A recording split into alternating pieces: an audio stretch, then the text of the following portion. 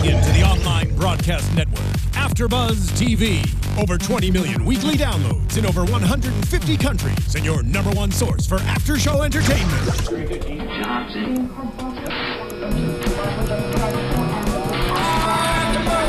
AfterBuzz TV, the destination for TV superfans, producing aftershows for over 300 of your favorite TV shows, interviewing celebrities and showrunners, and bringing you behind-the-scenes exclusives. All thanks to E! Entertainment's Maria Menounos, producer Kevin Undergaro, and internet leader Akamai.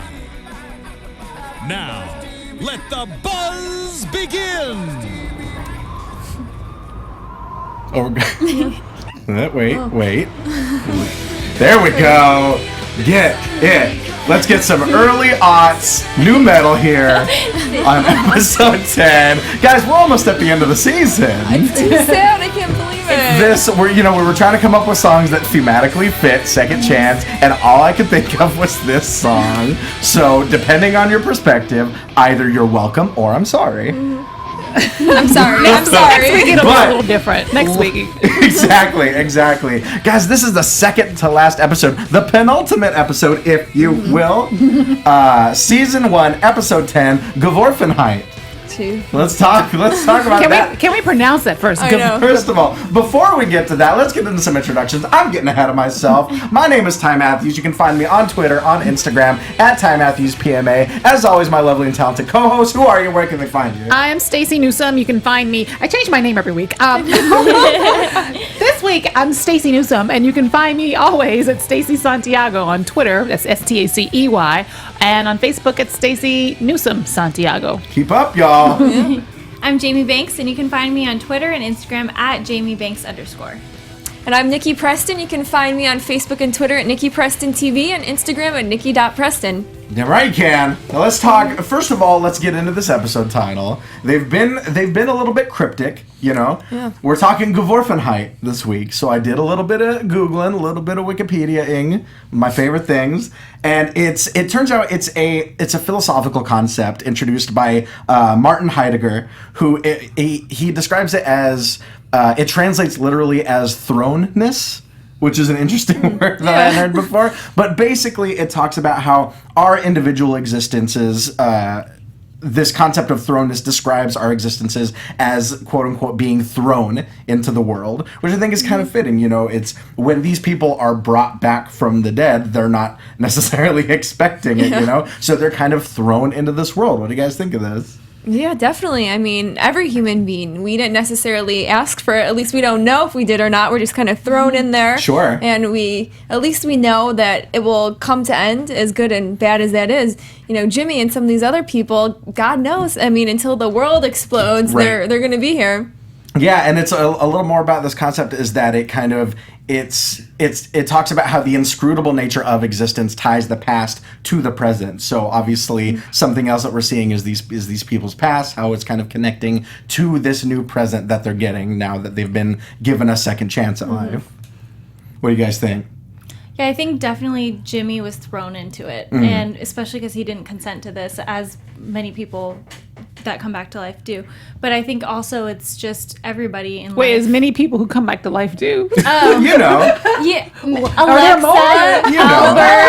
Albert, gonna be Gracie. There you go. You know. So, you know. Hopefully not, Gracie. Well, Maybe. let's hope it's not Gracie, but Albert and Yeah, Vanessa. but they didn't consent to it either, though. To coming back to life. Yeah, Right. true. That's what I meant. Okay. So it's I was interesting. These episode titles are getting interesting. A couple weeks ago we had palimpsest, which I also looked up, and it turns out that a palimpsest is basically a page from a document that has been kind of erased to be reused. So obviously connotations with the DNA, the code, blah blah blah, et cetera, things like that. So it's very interesting. I like these little things like that, you know. And so, you know, as we get to the end of this episode, I'll talk about how that also relates to the episode title of next week's season finale. I am so disappointed it's Right? the season finale. We thought we had 3 more episodes. They switched it up on I know, us. right? 11, one left. Oh, This one was a nail biter, it was wasn't it? Absolutely. Yeah. So let's get into it. Where should we start? Let's see here. Let's start with Otto. Since I'm Team Otto. Since you love him. Hashtag exactly. Team Why do you Otto. love him? I don't understand. All day. Don't know. No idea. Love the guy. let's talk about Otto. You know, it seems like we're seeing his kind of God complex be a little bit fleshed out, kind of. I think before, you know, he tried regenerating these people and he tried bringing them back to be a cure for Mary, but he never really...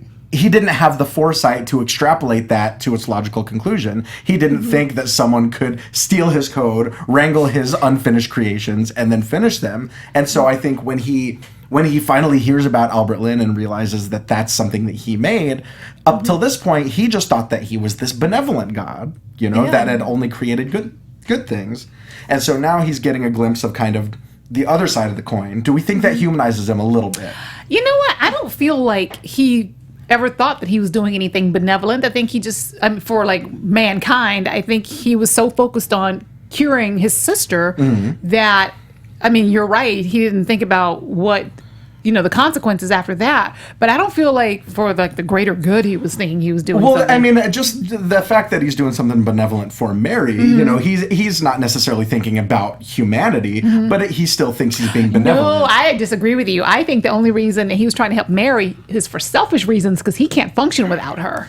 I don't know. I think that might be buried down deep for him. I think on the surface, he's like, oh, our parents said we always have to protect each other, as he says in this episode. So I think in his mind, in a kind of a warped, twisted way, he's doing everything possible to protect her. Now, obviously, deep down, we know that that's more for self-preservation because she's the one that kind of protects him from the world, as she says. Exactly. And that line, I love it how when she gets into it with him and she says, I spent my whole life trying to protect you when I should have been protecting the world from you. It was just so powerful. I loved it so much. And Mary, she always, I guess Otto always felt like, you know, the two of them, he always had to like protect her in some way and not because they're parents. He felt responsible for their death. And now that he also is hurting Mary, I think he's just like, fine, that's it. You know, bring me to the dark side. Now I don't care anymore. Whatever. She doesn't like me anymore anyways. Right. What do you think, Jamie? I think Connor really gave Otto an ego boost, or that's what he was going for, because he basically said that he's a fan and that he can help him achieve greatness. So I think that's kind of the angle he was going for. And I think Otto feels so abandoned that he just likes that Connor's saying this and he wants him to console him and be there for him. Yeah, definitely. Connor is he puts on such an elaborate facade and he's so manipulative that it kind of, for someone like Otto with kind of no empathy and no social skills, it kind of pushes him in the complete opposite direction where Connor he's so good at kind of pulling Otto's strings basically and making him do whatever it is he wants, to the point where when Otto is about to shoot him, he takes the safety off himself and calls his bluff basically. Says, look, if you really think I'm your enemy, then go ahead and shoot me, knowing full well that if he connects with him on this level, obviously he's not going to. I was so angry with Otto too because at first I was proud of him. Okay, great, you're being a man, you're confronting Connor, you're pretending that you're going to kill him, and then slowly he listens to Connor and that whole weird Connor Otto vibe that you're always talking about goes on again.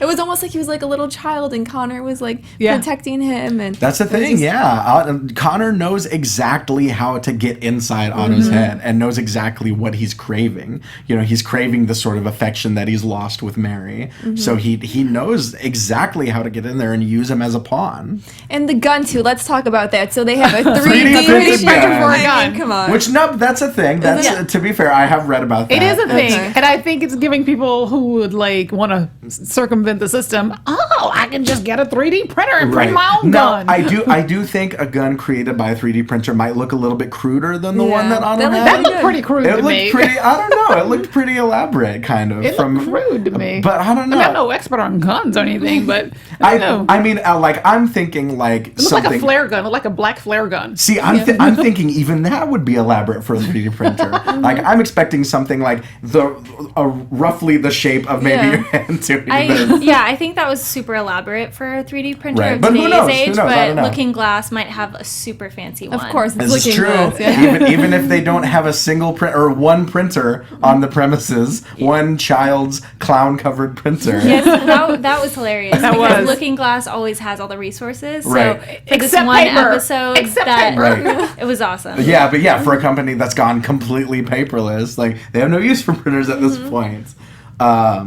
So yeah, let's talk a little bit about Connor and his obsession with immortality. And we'll talk about how that relates to the other characters. But like, what do we think of Connor at this point, who just is getting more and more evil by the minute? I think at first I thought that Connor just wanted money and power, but now it seems like he really wants to live forever, and so he can be, I guess, more powerful and live forever and really just rule the world is what he's going for. Yeah, he has that thing that he tells Otto where, you've done this much in 30 years. Imagine if you had 300 or 3,000. Stacey, what do you think? I think he really epitomizes like that whole fear of, morals intersecting with technology. It's Sure. like, what side do you lean on? And he like completely embodies like everything that you should not do as far as like technology and what we're capable of. Just because you can do something with technology doesn't mean you should do something with technology. I think, he may want to live forever, but I wasn't totally believing him when he's like, Otto, we could live forever. Look, I feel like he was just trying to get Otto to, listen to him. I think it's more about he wants to be powerful. He wants to be respected right now, here in the moment, Really? You think so? I think it's all about his ego, all about money and power. See, I see what you're saying, but there is that one line where he says, look, you're telling me that I can't live forever just because I don't have some twist in my friggin' DNA. He says, I cannot accept that. He literally can't accept the concept of his own mortality at this point. Do you guys think he would hurt Otto once he learns all of Otto's secrets? Oh, I think once Otto's outlived his usefulness, absolutely, for sure. Because at this point, Otto's the one that knows all of his secrets. So he doesn't know, if Otto might go public or something. So yeah, I think if it gets to the point where he doesn't need him anymore, absolutely he's on the chopping block. Yeah, he doesn't have any heart. Yeah, forget it. Right. Otto's gone. Right. Bye-bye, Otto. So let's talk about this obsession with immortality. And, we've seen, that's obviously one of the overarching themes over the course of this whole season. Let's talk about the relationship between Alexa and George and how that kind of connects with them. Alexa, we've seen her the last couple episodes really trying so hard to, get George to hang on and say, look, we can make you better. We can have, a young life again. But George is fundamentally opposed to it. But Alexa is so obsessed with this, like, no, we can bring him back. You can live forever. What do you guys think of this dynamic? You know what? I really respected George for his position, and I thought he took an extreme measure to make sure that he's not used in that way. Right. But I didn't get the sense he was sick. Like, I didn't get the sense that he was ill or anything or close to death. He seems pretty robust. Right. Yeah, they keep saying that, but it doesn't. Yeah, he's not coughing or. Yeah, I don't necessarily think he's dying like in any sort of rapid rate. I just think that like Alexa just wants to make him young again. She doesn't want to sleep with that old man anymore. She wants right. She wants a young guy, young Jimmy. I was kind of annoyed that he ended up taking that measure and killing himself because I feel like yes, it was really extreme, wasn't it? It's extreme, but usually in elderly couples, one will pass away and the other will be so sad and devastated. And so I feel like it was very selfish of him to do that when he could have lived another whole life with his lover. What? And hang on. I'm so surprised you're saying this. What? I really think like he should have lived another life for his. I mean, they could have gotten another body, not Gracie's, like in a better way. But I just think suicide was like very selfish of him. Well, see, he's like the exact opposite of Connor. His morality, his morality determined what he did with his future. And he's like, I'm going to take control of this. I'm not letting you use me in this way because this doesn't, he's like, none of this seems right. None of this is right. But he's leaving his lover for a whole nother life of sadness. Sure. But you don't think it's selfish of Alexa to be forcing him into this whole new life? Okay, true. But he could have just lived his course of his life. And then when he passed away, then that was fine. But no, she was going to bring him back. Exactly. And that's why the self-immolation, it wasn't extreme. It was necessary. He knew if he died in any other way, she would have just thrown him into a tank and brought him right back. I guess that's true. He knew that it was wrong. He knew that, to him, like you said, his morality is so strong that, he says that life is meaningless without death. He's reading these books about the Romans and things like that. And he says that humans have humanity not because of strength, but of living with this weakness of mortality. And so it's So yeah, I think at that point he knew, he was like, look, this is the only way that I'm going to be able to die naturally and just like have lived a normal life. Because I think someone like a character like George is also, he probably, I mean, we don't necessarily know his religious views, but he probably thinks that being brought back from the dead might be, you know, a slight against God or something like that. But most religious people think suicide is a slight against God, too. It's true. That is true. That's a very good point. And the way he killed himself too. I mean, burning. I know that's what he had to do, but It was necessary. You got to be pretty brave to do that. I would never want to do that. Maybe pop a couple pills or something. But. Right, but Wow. we know how that would happen, because we even saw. I mean, hell, Jimmy himself was thrown off of a bridge and he was brought back. So it seems like self-immolation is the only way to kind of circumvent this whole system. Maybe he should have at least said goodbye to his lover, though. Well, he did. He wrote that note. But that's She not would have good never enough. let him leave. Yeah, Exactly. No, She never. would have locked him in that apartment and She's never strong. let him She's go. probably stronger than true. him. So, Right? Yeah. Yeah, exactly. That's a good point. That's a very good point. She would have held him hostage. Right, exactly. We would have had a whole misery situation on our hands. So it's just I love the story between them, and I hate to see him go because it was so compelling to see both that actor and that character, and kind of see his morality sort of play out on a parallel timeline while all of this is happening in like people so fervently chasing immortality. So without him, then who do you guys think is the voice of reason or the voice of morality on the show now? Man. Alexa, maybe. And I think now she's kind of going good only because he forced her Exactly. into it. When she shows up and she wants to help Mary, I'm like, all right, of course you want to help now. Yeah, she's got nowhere else to go. Exactly. No one else. Now that George is gone, of course you want to. That's what I said. I do feel though like she did feel a little bad when Mary was like, "Where's Otto? Where did everyone go?" And she was like, "Mary, he's not here." I could see her like in her eyes that she wanted to admit that, but you know she didn't obviously, and until and she that's was forced to. Right, and that's another thing that George kind of noticed is that this obsession with immortality was kind of twisting Alexa into a different person. I don't think that she was the same person that he married, both obviously physically and I think spiritually. Yeah. I think now he's like, look, you're associating with this sociopath. He calls Connor sociopath. You're lying to this woman that you trust, I think he knew that it was kind of toxic to her. And thank God he did that, or else Alexa wouldn't come forward to Mary, and who knows, it wouldn't have. Yeah. Have you guys seen or read Tuck Everlasting? No. Because it's about a girl who meets a family that's immortal, and she has to decide whether she wants to become immortal or not, and she eventually, spoiler alert. Can we hit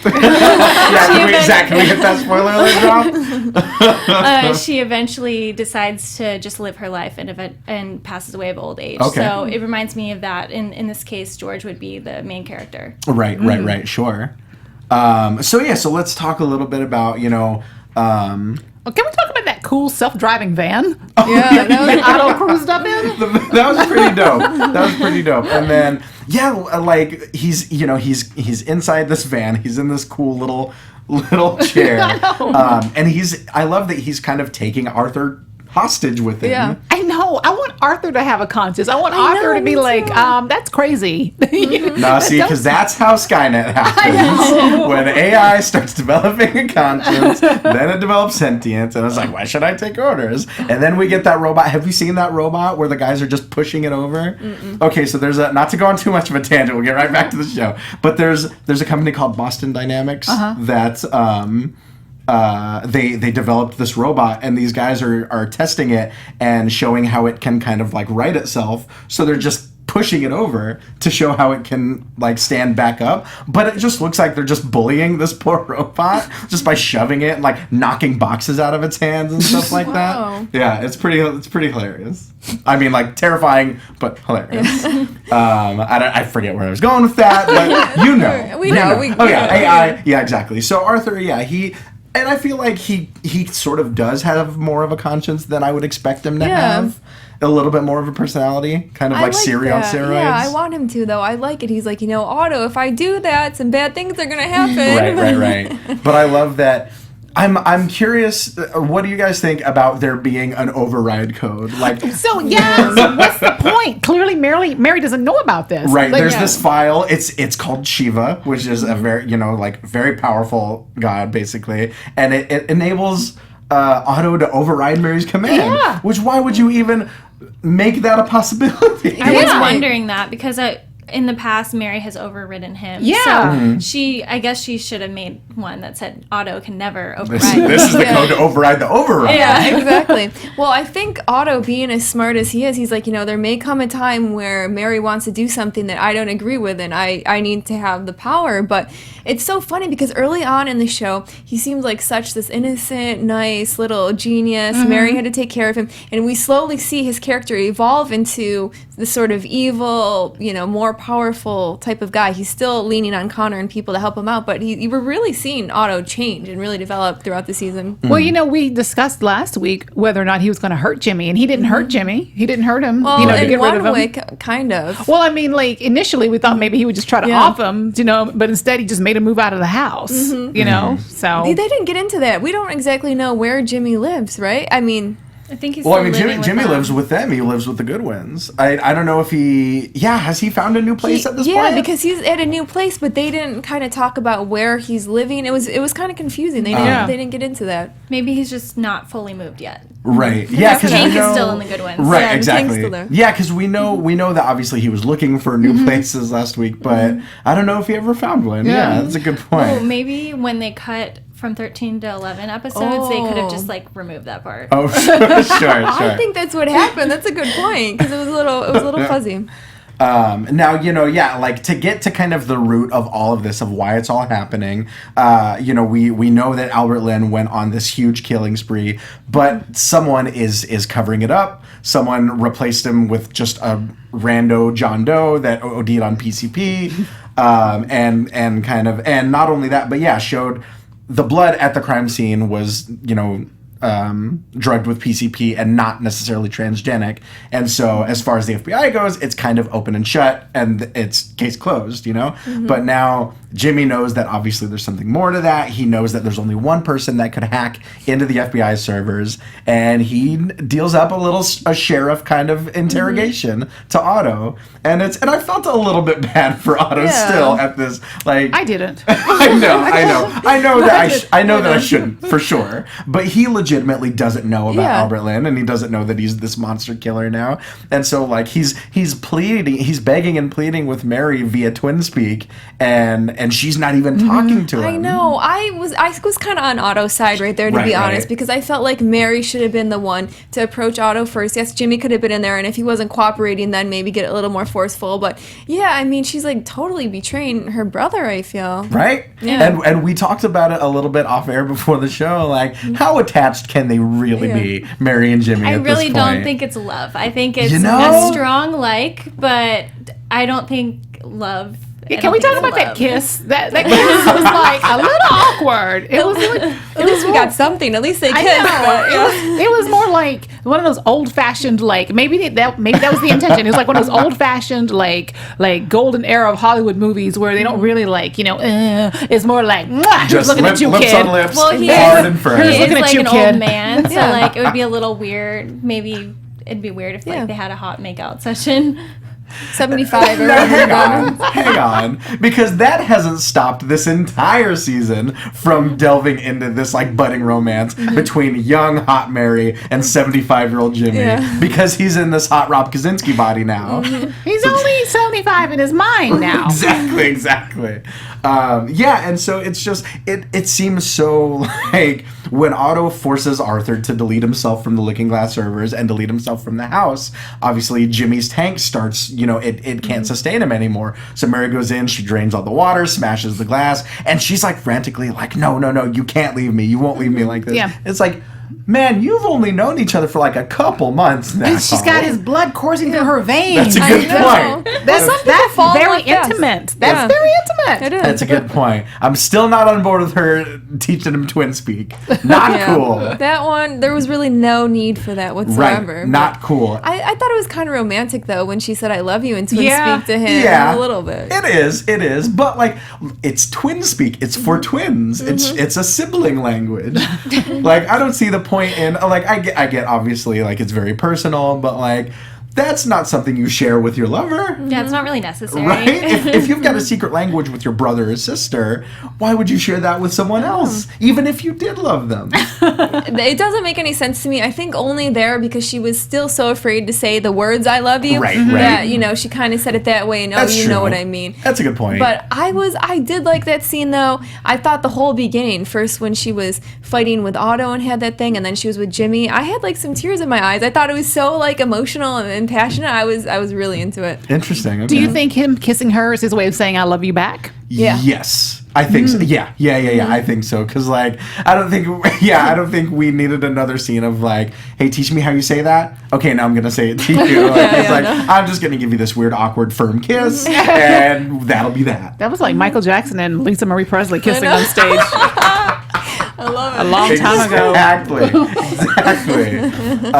But let's talk about kind of the parallels between Mary and Otto now. Now Mary is kind of in this position that Otto was in, where she's being faced with Jimmy's second mortality. He says that look, he's only got a day left now that the tank can't sustain him anymore, and she can't handle that. She can't accept that. He wants to go off and spend it with his son and let that be that. But she's like, no, I'm gonna stay here and I'm gonna find a way. And she's like forcing him to live again, like Alexa and George, like Otto and Mary. Now the shoe's on the other foot. What do we think of that? Yeah, no, I mean, you're absolutely right. And it's funny how she was always the strong character throughout the whole show, and now it's showing how weak she is and how she would almost before rather die of cancer than lose Jimmy here. Right. So, I really like their chemistry, though, and everything they have going. So hopefully she can save him in time. Yeah, Jamie, what do you think? Yeah, I think she's really invested and she really wants to save him, and she'll do anything she can. Stacey? What was the question? I was dying. I was literally like trying not to die over here. Now that Mary is kind of in this spot that Otto used to be, where she won't accept the fact that Jimmy might die, and she's like forcing him to accept that she's going to try and find a cure. What do we think? What do you think of that? This whole parallel. Well, you know what? The woman's in love, and does that make her decision any more right than Alexa's decision? I don't know, but it's like, what if her cancer comes back? She needs him. Yeah. Sure, true. But I think it's another one of those things, kind of like Otto, where she has this companionship and now she doesn't want to be alone. She probably hasn't had, as we discussed before, hasn't had many relationships, like friendships or relationships. So she probably really does feel strongly for him and wants to keep this relationship going. Right. And he's not like, you got to let me die or anything. I mean, he likes being around. He likes, being there to have the second chance with his family. So it's not like he's protesting, I don't want this. Yes and no, because he says, look, if I've only got a day left, he's okay with it. He's not going to stick around and just be hooked up to machines so that she can try to, keep him alive again. He wants to go out and he wants to work on this case with his son, and he wants to kind of have this weird sort of family time that only the Pritchards can have. Yeah, exactly. And I think I'm kind of predicting that he may jump into Alexa's tank, somehow find that, and that'll like keep him alive a little longer. But would her tank sustain him though? They're That's different. a good question. That's I don't true. know. That is true. Yeah, because Connor's company on Centric is trying to regenerate people that don't have the precursor. And so that's why. So yeah, to get into a little bit more of the nuts and bolts of the show, Connor has convinced Otto to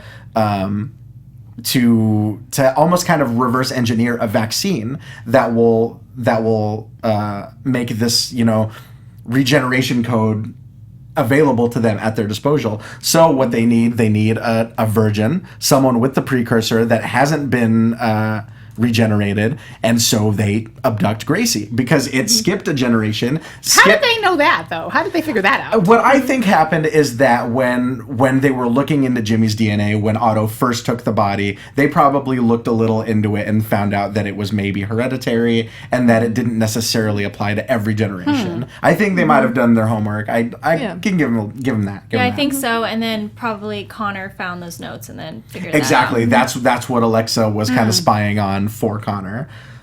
So now they've abducted Gracie because it skipped a generation, because, as Mary says, Jimmy and Gracie are the only two people on the West Coast with that precursor. So, that sounds a little too crazy for me. I kind of feel like there's got to be more out there. It's 1 in a million. It's 1 in 10 million. Oh, 10 million. Okay, 1 in 10 million, yeah. So we find out that Garrett is not a good guy. Okay, called it. So you called it.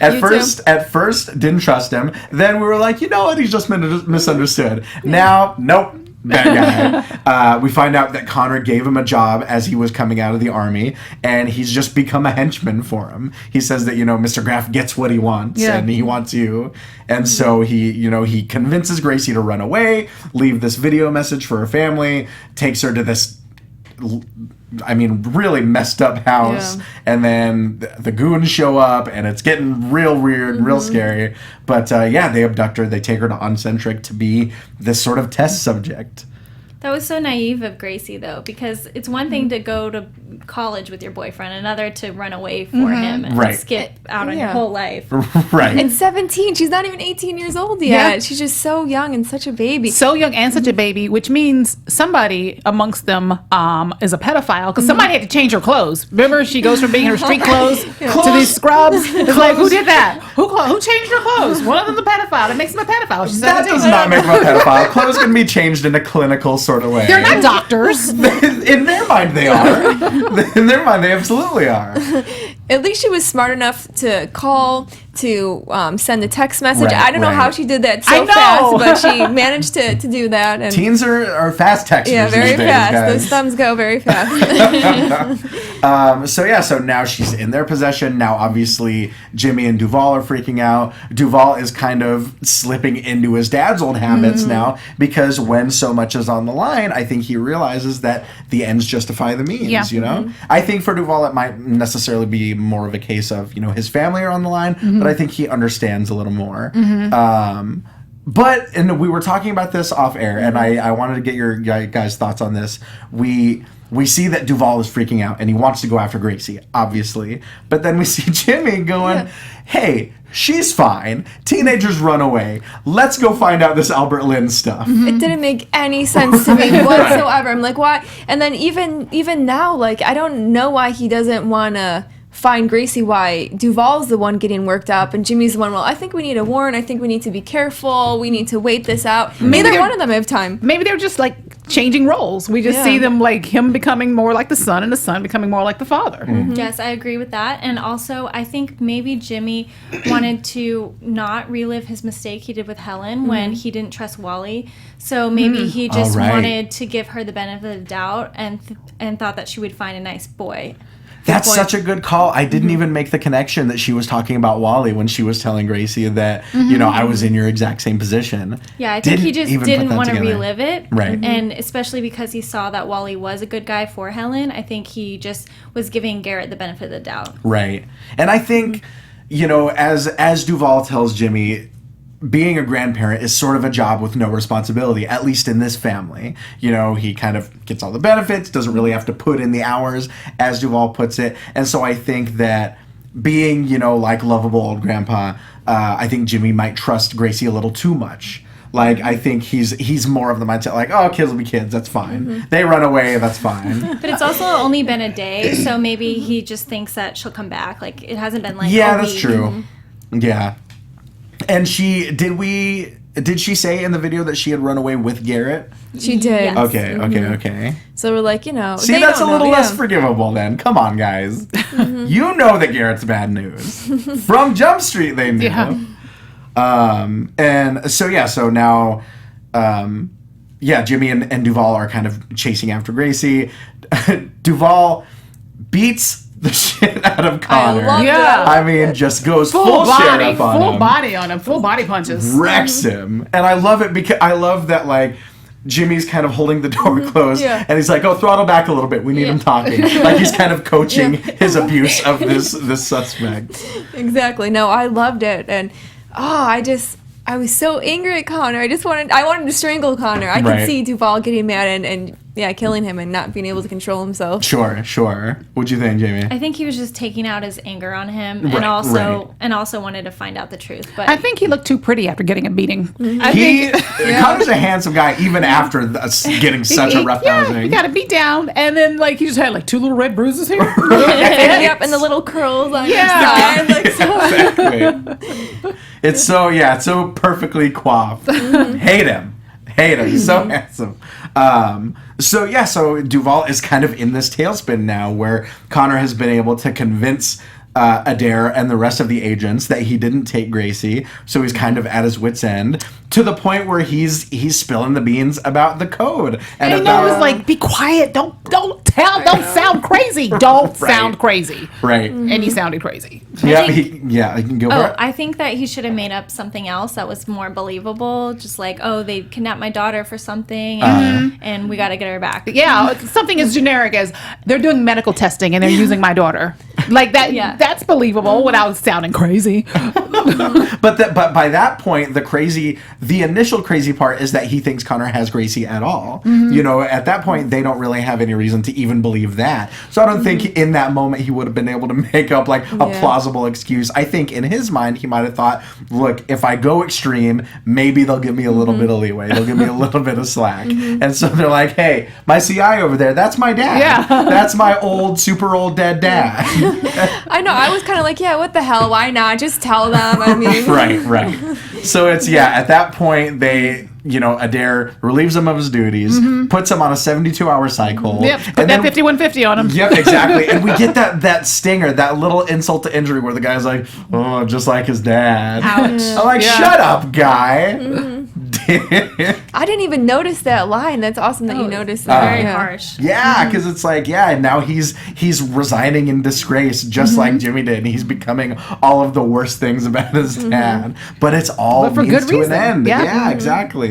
He's just trying to do what's best for his family, where Jimmy was trying to do what's best for the city. Exactly. See, all the best intentions, guys.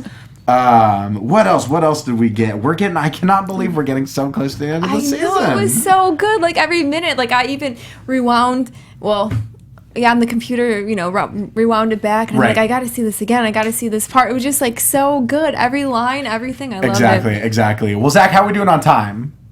How much we got? Do you know? Are we nothing? Do you hear me? All right. Well, Can I just throw in there? Yes. I didn't like how condescending Connor was to the FBI agent. He calls her honey. Okay, oh honey. yeah. Well, Okay, at that honey. point, Okay, honey. he's Yeah, got all the toots. power. Okay, honey. He's got all the leverage. Like, look, your agent just beat the hell out of me. Now I'm getting all your money. I feel like it was a window into his mentality about women. Remember, he was using Mary, and then he was like, called her a bitch when he found out she was cured. Right. Like you mentioned earlier, and then it's like, okay, honey, But I feel like maybe that was good he said that, because she was really turned off by that, and maybe she will kind of see, okay, something's not right with this guy. Right. Well, since we've talked about the episode proper, guys, let's get into some predictions. Yes. And now, your AfterBuzz TV predictions. So good. All right, Nikki, let's start with you. Oh, wow. What are we thinking? So We got season finale I coming. know. I forgot. These are our last predictions, Yeah? guys. Oh, I didn't even I think gotta come about up with that. something good. You guys always take my predictions because you always go first, and then I got nothing when you get to me. All right, you well, go let's first. actually, Yeah, you go first. let's flip the script a little bit. Since it's our very first prediction, or very last predictions rather, next week being the season finale. Stacey, let's start with you. What do you think's gonna happen? Okay, so And, hopefully I won't steal your predictions. Sorry, but not to cut you off, but let's go into just a tiny bit about next week's episode's title, Geworfenheit, which, we talked about Geworfenheit for this episode. For next week's episode, it's Gelassenheit, which is basically, it's an Amish centric term that basically means yielding oneself to a higher authority or yielding to the will of God. Now, with that being said, what are your predictions? Well, first of all, I think this is going to be a prime opportunity for Gracie to find out that Jimmy's actually her grandfather. Sure. Who do I think might bite it next week? Connor for sure. Connor's got to bite it. Sure. It's got to be him. In like a pretty nasty way, I'm thinking. Yeah, I hope so. Oh, and Albert Lynn, he's going to bite it too. I think he's going to. I think he's going to save Gracie. Remember how he was kind of looking at her as she was coming down the hall? I think he's going to have something to do with her rescue, or at least with like setting forth in motion, the whatever that's going to lead to her getting rescued. Sure. Okay. Jamie? So, Nikki, you mentioned this earlier, and I agree with you. I think Alexa's tank will come to the rescue of Jimmy. Jimmy will be saved, and then Jimmy will save Gracie. And then Connor will escape and not get caught, and he will become the major villain for season 2. Okay. I like that. I like that a lot. Yeah, Nikki? I'm gonna pretend because we don't really know if we're gonna have a season 2, and they may have known that. So I Fingers think crossed. I know. So I love your point because we do want to keep him around if we do want to have a season 2. But I'm gonna go with I think Jimmy is saved. Connor gets killed. I want Albert Lynn to kill Connor. That's exactly what I was love thinking. to see that. I want. I Want to can't watch wait. him rip him in half? Exactly. Bare Shred hand. his skin or whatever he did before. God. Nikki is a lot darker than me.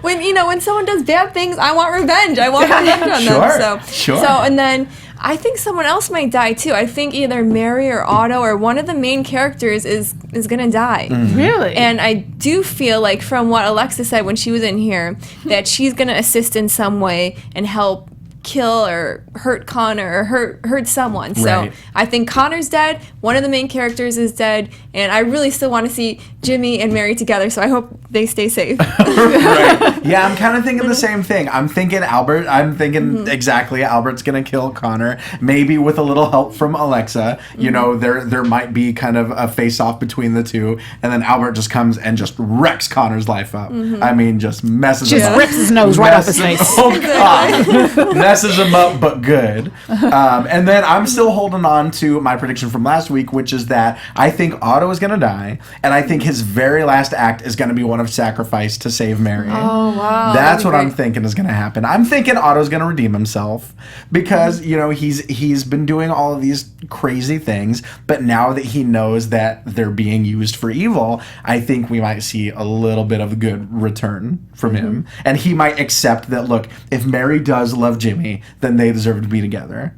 That's what I'm thinking is going to happen. You're expecting a lot from I Otto. know, a lot's going to happen. A lot's going to happen. Ooh, I wonder if Jimmy had more kids, would his kids be like supercharged DNA specimens?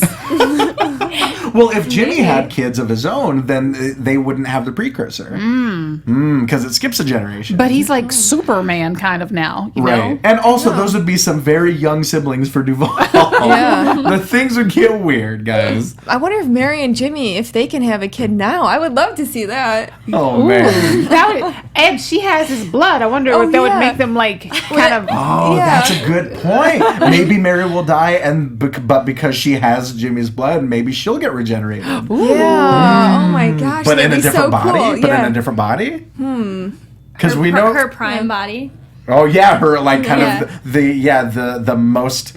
excellent example of her existence, of her being. She's already But in yeah, her prime she's body. gorgeous. I know, right? I know. Yeah. So maybe, it'll just be her normal body. Even riddled with cancer, she's looking amazing. Oh, man. But guys, I cannot believe we're already at the end of the season. Wow. Next week, we're getting into episode 11, the season finale of Second Chance.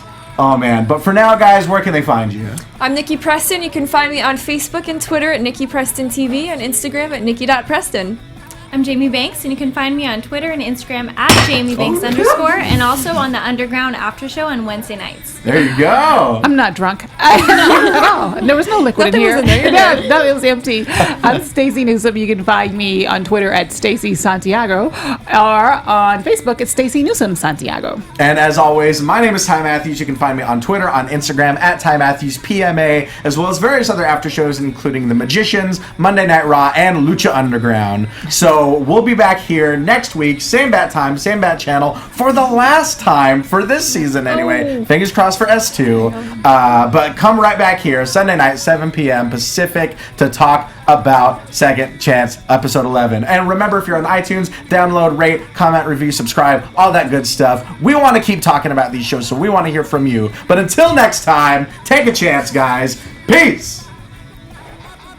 From executive producers Maria Menounos, Kevin Undergaro, Phil Svitek, and the entire AfterBuzz TV staff, we would like to thank you for listening to the AfterBuzz TV network. To watch or listen to other after shows and post comments or questions, be sure to visit AfterBuzzTV.com. I'm Sir Richard Wentworth, and this has been a presentation of AfterBuzz TV. Buzz you later! The views expressed herein are those of the hosts only and do not necessarily reflect the views of AfterBuzz TV or its owners or principals.